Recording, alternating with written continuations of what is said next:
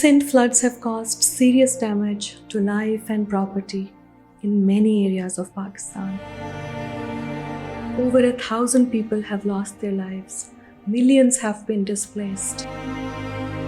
NUST, in collaboration with NUST Alumni Association, has joined rehabilitation efforts at the national level. Teams of volunteers have been formed to provide relief goods to affectees of flood-hit areas across all provinces.